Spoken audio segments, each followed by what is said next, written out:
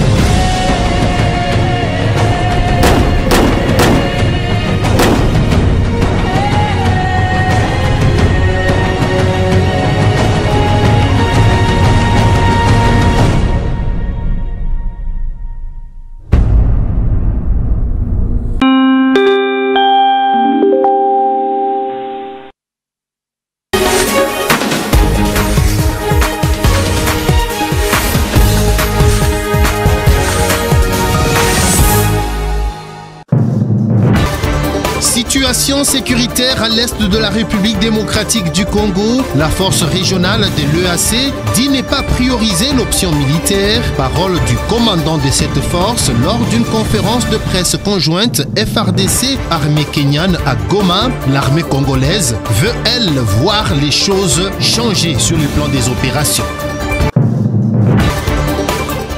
Des marches de soutien aux forces armées de la RDC sont organisées partout en République démocratique du Congo. La mobilisation n'exclut aucun secteur ni couche de la population. Les forces vives du Haut-Katanga seront au rendez-vous de jeudi. À Kasongo-Lunda, on a marché ce mercredi 16 novembre 2022. Félix Tshisekedi, président de la République démocratique du Congo, a nommé des mandataires à la tête des entreprises publiques de la RDC. Il y a des nouvelles figures, mais aussi des reconduits, à l'instar de Victor Toumba, maintenu directeur général de l'OVD. Merci de nous avoir choisis pour vous informer. Bienvenue sur Digital Congo pour cette édition du journal. Vous le savez, les forces armées kenyanes sont déjà sur place à Goma, dans la province du Nord Kivu, dans le cadre de la force conjointe de l'EAC, tel que décidé par l'accord de Nairobi. Eh bien, ce mercredi, une conférence de presse conjointe a été animée par le commandant de cette force conjointe et du côté FARDC, par le sous-chef d'état-major général en charge des opérations et des renseignements. D'après le commandant de la force conjointe de l'EAC, l'option militaire n'est pas à mettre en priorité dans cette guerre qui sévit à l'est de la République démocratique du Congo. Du côté forces armées de la République démocratique du Congo, l'on voudrait voir les choses changer avec la présence de cette armée kenyane sur le terrain en vue de voir la paix revenir définitivement à l'est de la République démocratique du Congo. Je vais vous proposer de les suivre tour à tour dans ces propos choisis pour vous par Arlette Ngomba Moulimbia. War does not necessarily bring peace. You have to pursue diplomacy. La guerre, dans plusieurs cas, n'a jamais ramené la paix. Il est toujours nécessaire de recourir à la diplomatie. Nous avons plus de 120 groupes armés, dit le général-major Jeff Nyanga, commandant de la force régionale de l'EAC. We have over 120 armed groups within DRC. Je souhaite la bienvenue au général Jeff, qui est le force commandeur de la force régionale est-africaine. Bonjour, bienvenue chez nous. Au nom du peuple congolais, au nom du président de la République et du chef d'état-major, je vous souhaite bienvenue chez nous.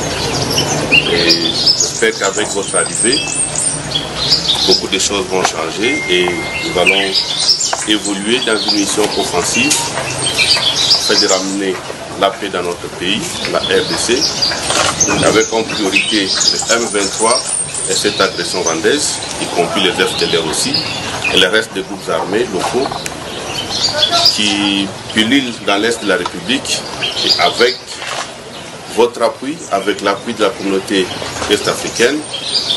J'espère que nous allons ramener la paix dans notre partenaire.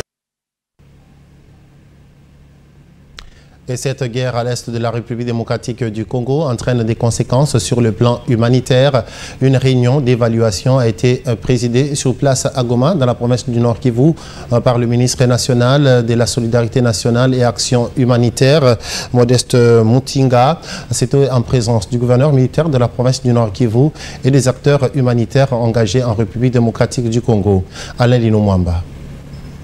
L'agression rwandaise via une guerre imposée à la République démocratique du Congo est à la base d'une catastrophe humanitaire dans la province du Nord Kivu. Côté gouvernement, on en est conscient, d'où les initiatives pour des solutions. C'est ce qui explique la tenue ce mercredi 16 novembre 2022 de cette réunion depuis la ville de Goma au Nord Kivu, présidée par Modeste Mutinga. Était présent, outre le ministre des Affaires sociales, Action humanitaire et Solidarité nationale, le gouverneur militaires et les responsables des agences humanitaires. Nous avons essayé d'examiner en ce moment la situation des sinistrés et des déplacés qui viennent nombreux sur la ville de Goma.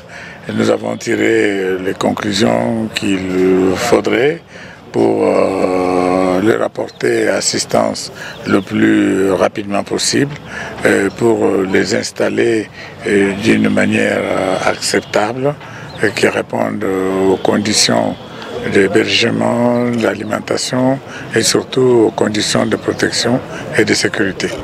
Les responsables des agences humanitaires présents sont mis à contribution pour des actions de terrain qui ont lieu depuis le début de cette guerre injuste imposée à la République démocratique du Congo. Une énième guerre d'agression dans cette partie du pays terrassée par les violences depuis près de 30 ans. Et cette situation humanitaire, mais aussi sécuritaire, était aussi au centre des échanges qu'a eu le Premier ministre lors d'une réunion qu'il a présidée mardi dans la soirée à la primature à Kinshasa. Le Premier ministre avait auparavant eu une séance de travail avec les responsables de la MONUSCO sur le retrait progressif à programmer pour le retrait des troupes onusiennes du sol congolais. Bénédicte Ndembe pour le compte rendu. C'est sur instruction du président de la République, Félix-Antoine Tshisekedi Tshilombo, que le Premier ministre Jean-Michel Sama-Lukonde a présidé cette importante réunion du Conseil de sécurité qui sera désormais régulière, surtout en cette période où la RDC est agressée par le Rwanda sous couvert du M23. Les concernés ont tablé sur la situation sécuritaire du pays, principalement la situation humanitaire dans la province du Nord Kivu. Sans le ministre de la Communication et Médias qui a fait le compte-rendu à la presse, ils ont salué la réponse que les jeunes ont réservé à l'appel à la mobilisation lancé par le commandant suprême des FARDC. On a eu l'occasion d'aborder évidemment la situation humanitaire principalement sur place parce que le collègue des affaires humanitaires se trouve, mais aussi la situation opérationnelle de manière générale après les briefings qui a été fait par les chefs d'état-major général. Nous avons noté avec satisfaction que beaucoup de jeunes ont répondu à l'appel à la mobilisation du président de la République pour défendre l'intégrité territoriale. Nous encourageons d'autres à faire comme cela pour nous assurer que nous mettons tous en ordre de bataille pour la défense de la patrie. Toujours en matière sécuritaire, le chef du gouvernement congolais a également eu une séance de travail à l'hôtel du gouvernement avec les responsables de la mission onusienne en RDC et quelques membres de son équipe gouvernementale. La question liée au plan de retrait de la MONUSCO était essentiellement sur la table des discussions, a fait savoir le porte-parole de l'exécutif congolais. Nous sommes engagés sur un plan de retrait à la suite de plusieurs réunions qui se sont tenues notamment autour du président de la République après les événements malheureux que nous avons connus il y a quelques mois. Il avait été convenu que nous puissions travailler sur le plan de retrait en cours avec la MONUSCO, y compris pour raccourcir le délai. Et dans ce plan des délais, il y avait des rôles qui étaient répartis d'une part à la mission et d'autre part au gouvernement congolais. La réunion d'aujourd'hui consistait à faire le point sur l'évolution des différents jalons. Quant à la question du M23, le gouvernement congolais reste catégorique. Pas de négociations avec les terroristes. Et la situation sécuritaire à l'est de la République démocratique du Congo s'est invitée au sommet du G20. Répondant à la question d'une journaliste, le président français Emmanuel Macron a dit maintenir sa confiance aux accords de Nairobi et au déploiement de la force régionale, pouvoir être programmé par la suite les retraits des forces négatives du sol congolais. Emmanuel Macron pense qu'au finish, il faudrait cet accord politique pour faire revenir totalement la paix dans la sous-région des Grands Lacs. On l'écoute. Ce n'est pas un sommet du G20 qui décide de la paix ou qui permet d'arrêter une guerre. Mais au moins avions-nous, à l'occasion de ce sommet, une responsabilité d'envoyer un message très clair pour éviter toute escalade, d'envoyer un message très clair pour défendre la paix et d'éviter une division, une partition du monde. Sur la situation à l'est de la République démocratique du Congo et les tensions avec le Rwanda. Comme vous le savez, en septembre dernier, j'avais réuni les présidents Kagame et Tshisekedi en marge de l'Assemblée générale sur ce sujet.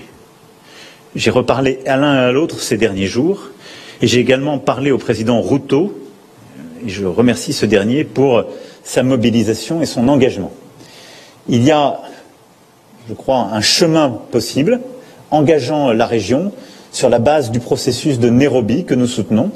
Et donc ce que nous sommes en train de faire, c'est en lien étroit avec les Nations Unies et sous l'égide de ces derniers, de permettre le déploiement de forces régionales à grande composante à court terme kenyanes, mais plusieurs puissances de la région ont aussi marqué leur disponibilité pour pouvoir stabiliser plusieurs villes, en particulier Bunagana et quelques autres, et permettre ainsi un retrait des forces en présence, les M23, et surtout pouvoir réengager un processus politique qui doit être la priorité dans le traitement de ces tensions. Situation sécuritaire à l'est de la République démocratique du Congo. Toujours, des marches sont organisées partout en République démocratique du Congo. En Mbuji-Mayi, dans la province du Kasaï oriental, les étudiants ont marché pour soutenir les forces armées de la RDC, mais également le commandant suprême.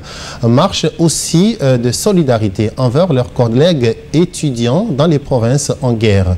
La correspondance est de Emmanuel Kalenda Chibangu, notre permanent en Mbuji-Mayi. Dans un contexte de guerre, il est nécessaire de changer notre manière de vivre en tant que peuple. Il est plus que temps de nous unir. Comme dit dans leur annonce, ils se retrouvent l'avant-midi de ce 16 novembre au rond-point de l'Étoile dans la commune de Dibindi pour la marche. Ces établissements de l'enseignement supérieur et universitaire de la ville de Mbuji-Mayi sont représentés par leurs étudiants. La marche commence. Sur les écriteaux de ces étudiants, nous pouvons lire « Fachi, donne-nous les armes ». Aussi pouvons-nous les entendre scander des chants où ils disent non à la balkanisation de la RD Congo, saluant la bravoure des FARDC, condamnant l'agression de l'intégrité du territoire congolais par le Rwanda et dénonçant la complicité et l'indifférence de la communauté internationale. Arrivé au gouvernorat point de chute de cette marche de soutien, un mémo est déposé à la gouverneure ad intérim. Il est d'abord lu par le président de la représentation des étudiants du Kasaï oriental. Moïse Kaboué rappelle ceci au chef de l'État et à toute la nation congolaise. Les étudiants à l'unisson sont déterminés à défendre leur patrie et barrer route au projet de balkanisation concocté contre la RD Congo. Au regard de cette situation sécuritaire instable, les étudiants du Kasaï oriental formulent des recommandations dont les primordiales consistent à doter les moyens conséquents au FARDC, rompre les relations diplomatiques avec l'Ouganda en impliquant son ambassadeur, l'enrôlement des jeunes au service militaire en vue de défendre la mère patrie agressée. En retour, la vice-gouverneure et gouverneure ad intérim du Kasaï oriental, Julie Kalengakabo. Merci à vous, Emmanuel Kalenda Chibangu. Il y avait marche également ce mercredi à Kasongolunda, dans la province de Kwilu.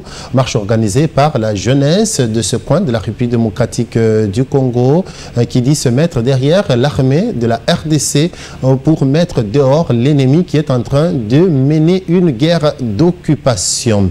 Reportage à Liuru, Tiko et Papi Boabouy. Le territoire de Kasongo-Lunda dans la province du Kwango apporte aussi son soutien aux forces armées de la République démocratique du Congo engagées au front contre les groupes armés et beaucoup plus contre les rebelles du M23. Dans une marche pacifique organisée dans les artères de la cité de Kasongo-Lunda ce mercredi, toute la population a condamné à l'unanimité l'appui du Rwanda au groupe armé M23 qui sème la mort et la désolation dans la population de l'Est du pays. Ces jeunes ont aussi demandé au chef de l'État, Félix-Antoine Tshisekedi, de ne pas négocier avec les rebelles du M23 et surtout ne plus les intégrer dans les rangs des FARDC. Gelor Ndonda, président du conseil territorial de la jeunesse de Kasongo-Lunda, a surtout invité les jeunes à s'enrôler dans l'armée afin de défendre l'intégrité territoriale de la République démocratique du Congo, aujourd'hui plus qu'hier très menacée.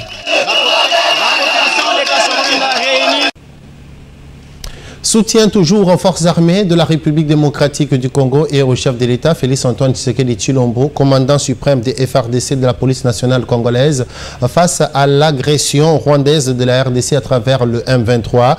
Le Haut-Katanga se mobilise pour une marche ce jeudi 17 novembre 2022 à travers les artères de la ville de Lubumbashi. Marche de soutien. Le gouverneur de la province, Jacques Kabula Katoué, initiateur de la marche, a rencontré ce mercredi les forces vives de la province. Soutien total au FARDC, au commandant suprême et chef de l'État Félix-Antoine Tshisekedi face à l'agression du Rwanda et ses supplétifs du M23 contre le territoire national. Tel est le but de la marche prévue ce jeudi 17 novembre à Lubumbashi. Dans cette optique, le gouverneur et initiateur de la marche mobilise toutes les couches sociales au Katangaises. Jacques Kabula Katoué a passé le message tour à tour aux partis politiques membres de l'Union sacrée, aux ressortissants du Grand Kasaï, aux bourgmestres de cette commune de la ville de Lubumbashi, aux étudiants, à la société civile et aux ressortissants d'autres provinces vivant dans le Haut-Katanga. Il ratisse large afin que la voix de la province qui préfère contre cette énième agression du Rwanda contre la RDC soit entendue au-delà des frontières congolaises.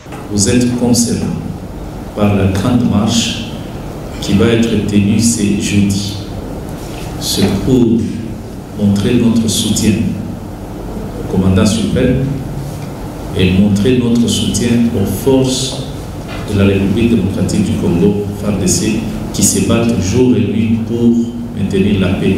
Visiblement, les hôtes du gouverneur ont bien perçu le message. Nous demandons à la population de pouvoir se mobiliser massivement pour pouvoir nous accompagner dans cette marche-là que le gouverneur a demandé de pouvoir organiser. Il nous a dit que le Congo est attaqué. Nous devons faire tout pour soutenir le président de la République et par conséquent notre pays. Léo Katanga se mobilise donc autour du gouvernement Kabula et de l'Assemblée provinciale puisque c'est à l'issue des concertations entre les deux institutions provinciales que la marche de ce jeudi 17 novembre a été annoncée. Et quittant le registre des marches de soutien pour parler cette fois-ci de ce meurtre intervenu en Ituri de deux policiers ougandais sur le lac Albert il y a une semaine. Eh bien, une délégation congolaise et ougandaise séjourne à Kasenyi pour des enquêtes. Kasenyi, c'est à 55 km au sud de Bunia. Il faudrait signaler que ces deux policiers ougandais avaient été tués par des miliciens FRPI. Dépêché à Kasenyi par le gouverneur militaire de l'Ituri, l'administrateur militaire du territoire de Houmou a rencontré une délégation ougandaise. Question de comprendre la vraie circonstance de la mort de deux policiers ougandais. Ces derniers ont été tués la nuit de mercredi 9 novembre 2022 par des miliciens FRPI lors d'un échange de tirs sur le lac Albert vers Rwangoma, a regretté le maire d'Ntoroko, une ville ougandaise. Ce sont nos frères. Ils sont utiles pour nous. Dommage qu'ils soient morts. Et c'est une perte non seulement pour moi, mais pour tout le peuple ougandais. L'embarcation de cette unité de la police marine ougandaise a été saisie par ce milicien réfractaire au processus de paix. C'est grâce à l'intervention de la force navale congolaise que cette embarcation a été récupérée puis restituée à la délégation ougandaise, a dit le colonel Siro Simba. Les irréguliers ne peuvent pas entacher notre relation entre les deux pays Et j'avais reçu cette instruction aussi de l'autorité de restituer le matériel récupéré. Ce milicien FRPI se transforme aux pêcheurs et même aux pillards sur le lac Albert. Ils doivent subir la rigueur des forces loyalistes, a dit l'autorité territoriale. Ce sont des réfractaires et les forces de défense et de sécurité vont s'occuper. Donc nous devons quand même rassurer cet espace en sécurisant toute la zone. Par ailleurs, les comités de pêcheurs congolais dénoncent de nombreux cas de violation de l'espace lacustre de la RDC par la police ougandaise qui traque des pêcheurs congolais, situation qui doit être réglée par les deux pays tout en respectant les relations de beau voisinage. Retour à Kinshasa, siège des institutions et direction le Parlement. Au Sénat, la Commission économique et financière a clôturé sa mission d'audition des gestionnaires de l'État sur la loi relative à l'activité et au contrôle des établissements de crédit. Pour ce qui concerne le rapport, la primeur est réservée aux sénateurs et sera présentée en plénière. Suivez.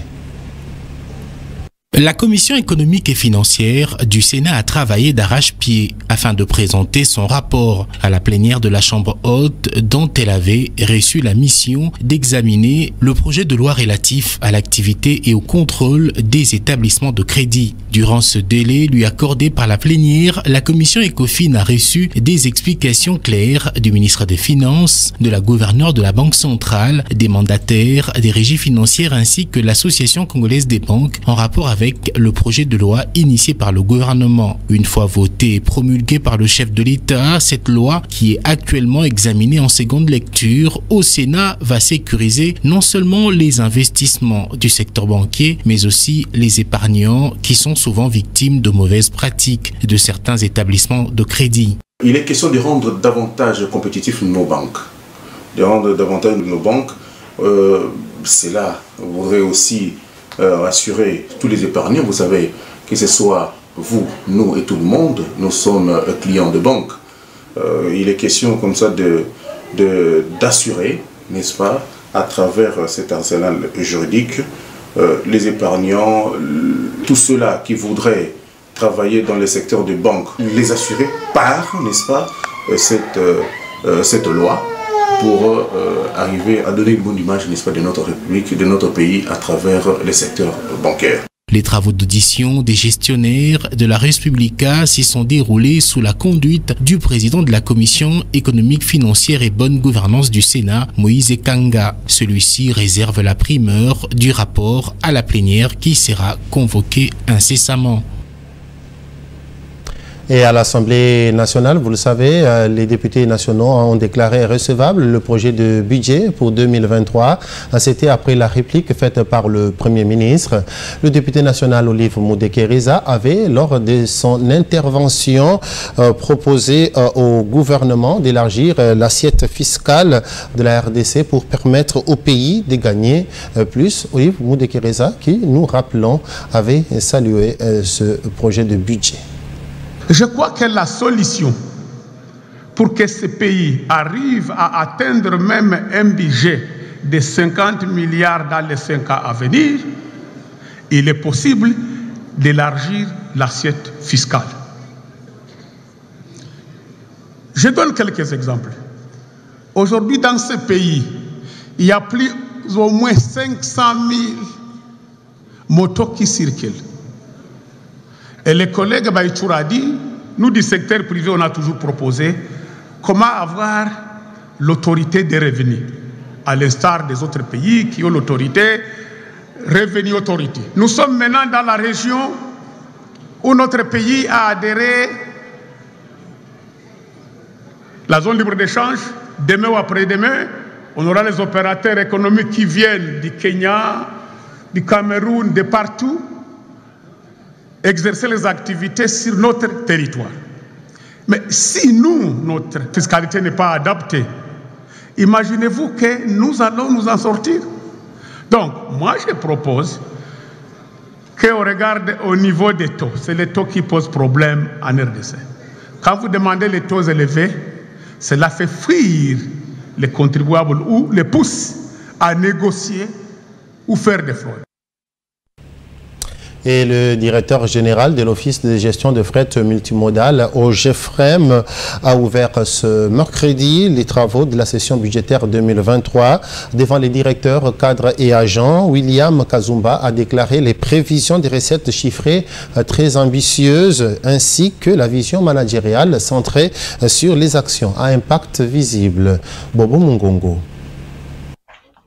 La vision managériale de la Direction générale de l'Office de gestion du fret multimodal consacrera une attention particulière aux actions à impact visible pour permettre la matérialisation de l'assistance de proximité aux chargeurs, vision de l'entreprise. Message fort du directeur général de l'OGFREM, William Kazumba, ce jour à l'ouverture de la session budgétaire 2023. Devant les directeurs des sièges et des entités décentralisées, cadres et agents, le numéro 1 de l'OGFREM a rappelé les faits majeurs qui doivent être prise en compte dans l'élaboration de ce programme, une déclaration des prévisions des recettes budgétaires 2023 ambitieuse. Les efforts d'amélioration de la productivité, d'une part, et d'autre part, l'assainissement des dépenses mises en place depuis notre avènement à la tête de l'Office, j'ose croire que les prévisions budgétaires de l'année 2023 vont atteindre les niveaux suivants. Pour les produits d'exploitation en application du taux d'accroissement, les estimations sont de l'ordre de 136 919 313 $ américains pour l'exercice 2023. Pour les charges d'exploitation, grâce à la poursuite des mesures d'assainissement, des dépenses engagées par la nouvelle équipe, les estimations sont de 90 726 124, soit 66%. Pour les investissements, 34% de l'ensemble des produits d'exploitation devront y être affectés, soit une estimation de 46 193 189 $. Le directeur général William Kazumba a par ailleurs appelé les uns et les autres à une participation active pour que cette session budgétaire 2023 produise un travail de qualité et acceptable à tous. Parlons santé à présent avec la troisième campagne de vaccination contre le coronavirus qui a été lancée dans la ville de Butembo, en province du Nord Kivu, mardi 15 novembre 2022. Cette nouvelle phase intègre également les enfants de 5 ans et plus sur consentement des parents. Il faudrait rappeler que lors de la première phase, seuls les enfants âgés de plus de 12 ans étaient éligibles. Delphin Sindani. La cérémonie du lancement de cette troisième phase a commencé par les exposés et des messages de sensibilisation contre le coronavirus et ses vaccins. La vaccination contre Covid-19 en division provinciale de la santé de Butembo depuis le mois de mars dernier a touché 57 773 personnes, dont les plus vaccinés sont âgés de moins de 55 ans. Les zones de santé qui connaissent le plus d'engouement sont entre autres à Limbongo, Kaina, Katwa et Butembo, avec respectivement le taux de 35, 25, 19 et 12% de vaccination. Le maire de Butembo, dans son allocution de lancement de cette campagne, a rappelé la nécessité de se faire vacciner contre Covid-19. La vaccination est et reste le seul moyen efficace pour prévenir et lutter contre les maladies provoquées par des virus tels que le coronavirus. Le vaccin contre la Covid-19 protège l'individu qui le reçoit. Le docteur Bernardin Kasseré-Kassiviolia, médecin-chef d'antenne du programme élargi de vaccination PEV en DPS Butembo, a laissé entendre que l'objectif est d'administrer le vaccin aux 45% de la population de Eringeti à Kaina. La deuxième phase avait eu des problèmes à cause de beaucoup de manifestations qui s'étaient abattues sur notre ville de Butembo. Il y avait des manifestations anti-MONUSCO, il y avait aussi beaucoup de problèmes par rapport à l'insécurité. Mais actuellement, il y a aussi un grand problème du côté du sud de notre antenne à cause de l'arrivée massive des déplacés de guerre. Et la stratégie qui est mise en place, c'est une stratégie porte à porte. nous allons utiliser les relais communautaires pour aller sensibiliser porte à porte dans les familles. Notons que les types de vaccins disponibles pour cette nouvelle campagne sont notamment Johnson & Johnson, Sinovac et Pfizer. La première campagne avait été lancée, il faut le rappeler, au mois de septembre et la deuxième le 8 octobre dernier au 4e trimestre de l'année 2022. Dans la ville-province de Kinshasa, opération Kin Bopeto combinée à l'opération Zéro Épave dans la ville de Kinshasa. Eh bien, l'entrée Montfleury dans la commune de Ngaliema a été nettoyée mardi 15 novembre 2022. L'opération se poursuit et va essuyer toute ma campagne dans la commune de Ngaliema. Marcia Mayele et Papi Boaboui. L'opération Zéro Épave, lancée il y a peu par l'exécutif provincial de Kinshasa, poursuit son bonhomme de chemin. Ce mardi, l'équipe du vice-gouverneur de Kinshasa, Jikoko Mulumba, qui pilote cette opération, était sur l'avenue Ngouma, à hauteur du Kanouano. Toutes les constructions anarchiques érigées de part et d'autre de l'avenue ont été détruites. Roussil Mouyamba, porte-parole du vice-gouverneur, explique. Ici, sur cette avenue, il y a des constructions anarchiques. Il y a ceux qui ont construit sur l'emprise publique. Il y a ceux qui sont allés loin pour construire sur les collecteurs, empêchant ainsi la circulation normale des eaux. Et comme conséquence, avant cette démolition, on a eu à connaître beaucoup d'inondations dues justement à ces constructions anarchiques. Voilà pourquoi l'autorité urbaine a décidé de dépêcher sur le terrain le vice-gouverneur de la ville de Kinshasa, Gérard Moulumba, pour qu'il puisse mettre en application cette opération sur ce lieu afin que les victimes des eaux de pluie soient apaisées. Malgré les pleurs que ces destructions ont entraîné, d'autres Kinois saluent l'initiative de l'hôtel de ville de Kinshasa. Les étals et autres boutiques qui sont détruits appartiennent aux enfants et femmes des militaires. Si l'État congolais peut nous trouver une autre source de l'autofinancement. Il faut noter que cette opération vise à épargner les Kinois des problèmes d'insécurité, d'insalubrité et d'embouteillage devenus très récurrents dans la ville capitale. C'est une journée qui n'est pas très connue. Pourtant, ce 16 novembre, l'humanité célèbre la journée mondiale de la tolérance. En République démocratique du Congo, les communautés sont appelées à vivre ensemble et s'accepter mutuellement, quelles que soient les différences sur le plan des options politiques, religieuses et même culturelles. Pourquoi cette journée a été instituée et quelle en était l'origine? Tentative de réponse dans ce reportage de Mathilde Makuka, Prince Bangala et Alain Linomwamba. Le monde célèbre chaque 16 novembre la journée internationale de la tolérance, une journée qui a vu le jour lors du 50e anniversaire de l'Organisation des Nations Unies suite à la déclaration de principe sur la tolérance le 16 novembre 1995 par les États membres de l'UNESCO. Ainsi, à la suite de la résolution 5195 de l'ONU adoptée le 12 décembre 1996 à l'Assemblée générale des Nations Unies, la célébration a été validée le 12 décembre 1996. Cette année, le thème est Solidarité intergénérationnelle, créer un monde pour tous les âges pour combattre l'agisme et construire des liens entre les générations. Cette journée a pour objectif d'assurer une éducation de qualité pour tous, faire face aux nouveaux défis sociaux et éthiques, promouvoir la diversité culturelle, le dialogue interculturel et une culture de paix. Pour lutter contre l'intolérance, la nécessité des lois,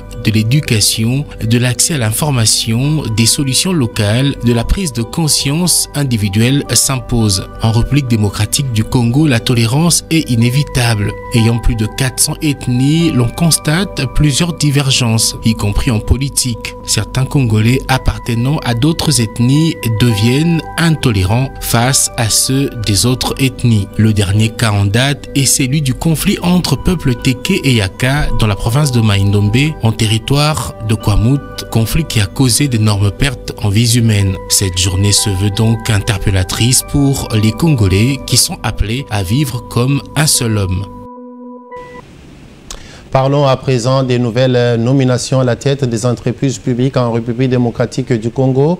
La Société de transport du Congo, Transco, a un nouveau directeur général. Il s'agit du bâtonnier Cyprien Mbéré Moba, conseiller juridique et administratif au cabinet du ministre de l'Industrie et deuxième vice-président du parti politique Bloc Uni pour l'émergence du Congo, Burek en sigle, parti cher à Julien Paluku Kaonga, qui est précisément le nouveau directeur général de Transco, au portrait de maître Cyprien Mbéré Moba par Obed Kambale.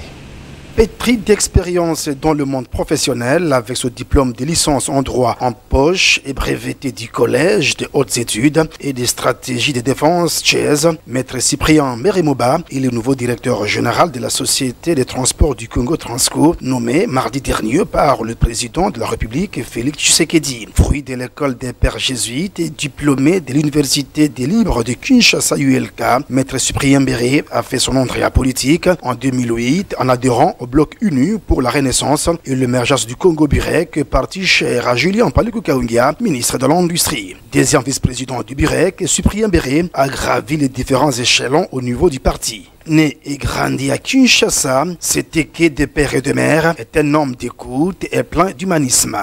Avocat au barreau de Kinshasa Matete de Bandundu, Cyprien Mbéré Moba fut bâtonnier près le barreau de Bandundu pendant 6 ans, fonction qu'il a plus propulsée. Aujourd'hui directeur général du Transco, Cyprien Mbéré Moba s'est dit plus que déterminé de faire de cette société de transport en commun de la République démocratique du Congo un établissement public au service de la population pour ainsi matérialiser la vision du chef de l'État, le peuple d'abord. Avant sa nomination, Cyprien Mbéré Moba était conseiller juridique et administratif au cabinet du ministre de l'Industrie et promet d'initier différentes réformes au sein du Transco. Fruit de l'école politique de Julien Paluku Kaonga, le nouveau directeur général du Transco est marié et père de 4 enfants. Signalons que sa nomination est très saluée par la grande communauté Téké.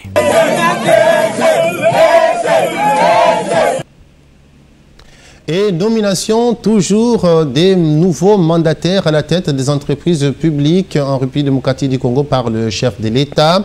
Le directeur général de l'Office des voiries et drainage, Victor Ntumba Chikela, a lui été reconduit à son poste. Il demeure DG de l'OVD, une reconduction par le président de la République qui a été très saluée par les agents et cadres de l'Office des voiries et drainage qui lui ont réservé un accueil particulier et ont célébré leur DG reconduit. Suivez. Des cris de joie, des sifflets, des chants, des pagnes étendus sur le sol et à son arrivée, une haie d'honneur pour l'accueillir. Les agents et cadres de l'Office de voirie et drainage célèbrent la reconduction de leur directeur général. Victor Ntumba Chikela a été maintenu à son poste de DG de l'OVD par le chef de l'État, ordonnance présidentielle lue à la radio-télévision nationale RTNC. C'est pour la 4e fois et les agents rendent grâce à Dieu. Sans la grâce de Dieu, nos premiers remerciements à Dieu lui-même, sans lui, rien de tout ça ne serait arrivé. Le concerné, le directeur général de l'OVD reconduit, Victor Ntumba Chikela, a sincèrement remercié le chef de l'État pour cette marque de confiance. Dans le mois de juin 2020, toute notre gratitude envers le chef de l'État pour sa marque de confiance. Aujourd'hui, OVD comme entreprise, aujourd'hui, l'OVD est un acteur important dans sa vision. Nous devons tous nous mettre au travail. Victor Ntumba Chikela a invité tout le monde au travail et prône l'amour qui doit régner à l'OVD. Le directeur général de l'OVD reconduit a invité tout le monde à soutenir le chef de l'État et les forces armées de la République démocratique du Congo engagées au front contre l'agression rwandaise à travers les terroristes du M23. Contre cette guerre qui constitue un réel frein au développement tant espéré par les Congolais. À l'instar d'autres abonnés d'RTL d'Afrique, les abonnés d'RTL Congo vont pouvoir bénéficier d'accès exclusif en direct à tous les matchs de la Coupe du Monde de la FIFA Qatar 2022. Une innovation technologique rendue publique lors d'une conférence de presse organisée par RTL Congo ce mercredi 16 novembre 2022 à Kinshasa.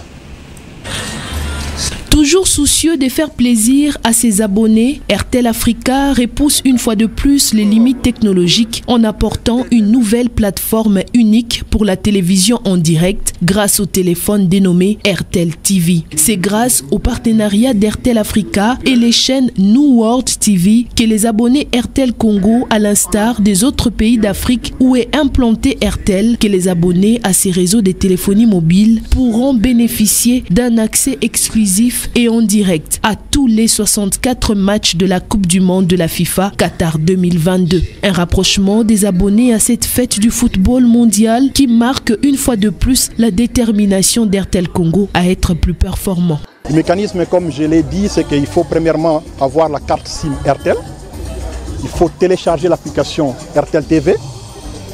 Et dès que vous avez rempli ces deux conditions, vous êtes éligible pour choisir les différentes options qui s'offrent à vous. Donc il y a des forfaits journaliers qui sont disponibles, des forfaits hebdomadaires et des forfaits mensuels qui vont vous permettre de pouvoir suivre les matchs après que vous ayez sélectionné l'option qui correspond, qui répond le mieux à vos besoins. Important fournisseur des services de télécommunications et d'argent mobile, RTL Congo rend cette accessibilité à la Coupe du Monde FIFA Qatar 2022 sur l'ensemble du territoire national.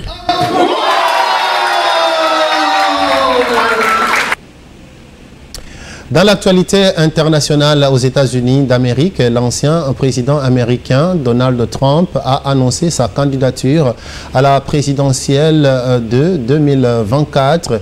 L'annonce a été faite à partir de sa résidence de Floride sous les applaudissements de ses partisans. Fifi Gouchipon.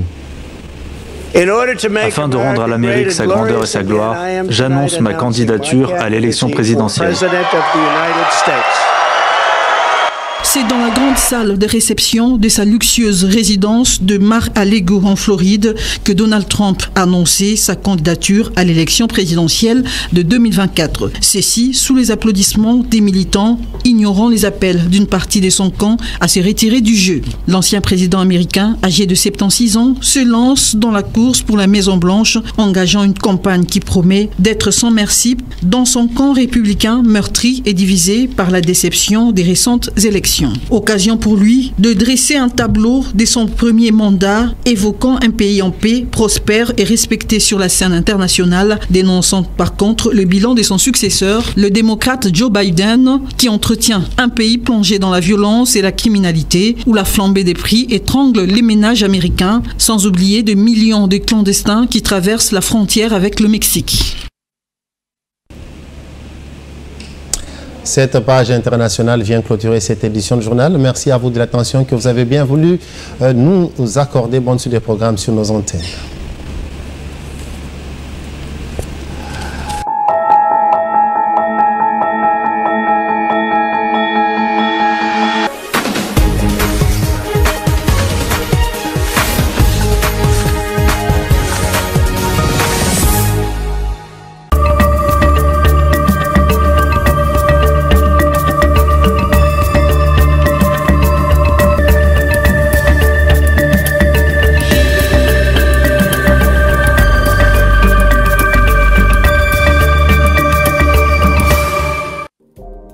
La nomination par le chef de l'État des nouveaux mandataires dans des entreprises publiques parmi les sujets les plus commentés dans la presse parue ce mercredi à Kinshasa. Commençons d'abord par la situation à l'est de la République démocratique du Congo. L'agence congolaise de presse qui s'intéresse à ces sujets rapporte que les forces loyalistes contiennent toujours l'ennemi à Kibumba dans la province du Nord Kivu. Selon l'ACP, le gouverneur militaire du Nord Kivu, le lieutenant-général Constant Ndima, a dans une déclaration lui conclu devant la presse mardi à Goma a rassuré la population de la détermination des FARDC à contenir toujours les rebelles du M23 soutenus par le Rwanda à Kibumba. Le lieutenant-colonel Ndima Komba, gouverneur militaire du Nord Kivu, qui réagissait aux rumeurs véhiculées par l'ennemi afin de créer une panique générale au sein de la population, a dans son appel demandé à ses administrés de rester calmes et d'évacuer librement à leurs occupations, mais aussi de rester vigilants et de résister à l'ennemi, conclut l'agence congolaise de presse. L'agence congolaise de presse informe également qu'à Goma, Uhuru Kenyatta, facilitateur, déplore la situation humanitaire de déplacés. Ce que j'ai vu est une catastrophe. Ce que j'ai vu sera un désastre humanitaire si nous n'y prenons garde. Au propos de Uhuru Kenyatta, relayé par l'agence congolaise de presse, qui révèle par ailleurs que Uhuru Kenyatta a lancé un appel aux partenaires de la République démocratique du Congo afin d'aider ce pays à éviter une plus grande catastrophe humanitaire avant de réitérer son invitation aux groupes armés à déposer les armes pour entrer dans le processus politique des discussions de Nairobi. L'ACP fait aussi savoir que 3 pays voisins ont été appelés par Uhuru Kenyatta à négocier avec leurs groupes armés opérant en République démocratique du Congo. Il s'agit du Burundi, de l'Ouganda et du Rwanda, martèle l'ACP. Parlons cette fois des nominations par le chef d'État dans les entreprises publiques. Congo Nouveau dévoile quant à lui les noms de quelques mandataires publics nouvellement promus. À titre d'exemple, la RTNC sera désormais pilotée par Sylvie Elengue, secondée par José Voto, alors que Floribert Lobota va trôner au conseil d'administration. À la Cadeco fait savoir Congo Nouveau, Diko Makitenge est nommé PCA alors que Juliette Mogolé et Christian Boyoma sont respectivement directrice générale et directeur général adjoint. Au journal de poursuivre qu'à la Sona Hydro, la fonction du PCA est occupée par Maître Eboma Ablavi, celle du DG par Marcelin Bilomba alors que Tito Bahati est nommé directeur général adjoint. Africa News informe pour sa part que le chef de l'État a également investi les membres du Conseil supérieur de l'audiovisuel et de la communication CESAC, tout en précisant que 4 figures de l'ancienne équipe ont été reconduites. Il s'agit d'Alenko Insassi, Chantal Kanimbo, Jean-Pierre Eyalé et Banza Tiefolo. Ces derniers devront partager leur richesse et longue expérience dans la régulation avec les nouveaux venus, explique Africa News. Africa News qui cite parmi les nouveaux venus Adouluyeye Kundomba, Serge Njibungoy, Bruno Mbolisson et Adelin Boma. Le quotidien La Prospérité souligne quant à lui que ces nominations des mandataires par le chef de l'État vont à coup sûr permettre aux différentes entreprises publiques congolaises devenues pour la plupart d'entre elles des canards boiteux d'être conduites par de nouvelles personnalités et sous le prisme de la vision de l'actuel chef de l'État. À Eco News de préciser pour sa part que par ces nomination, le chef de l'État a voulu sans doute apporter un nouveau souffle dans les entreprises du portefeuille de l'État. Dans l'actualité commentée ce mercredi à Kinshasa figure également le budget 2022. L'avenir informe à ce sujet que ce budget présente des prévisions réalistes, ambitieuses et pro-sociales. Ce budget de l'exercice 2022 est estimé à 9,8 milliards de dollars américains. En optant pour le réalisme budgétaire et l'orthodoxie dans la gestion des finances publiques, l'objectif affirmé par le gouvernement est d'agir véritablement pour une orientation nette de ressources vers les secteurs productifs, mais aussi et surtout vers le social du Congolais, conclut l'avenir. Et cette revue de presse est terminée. Merci à vous de l'avoir écoutée.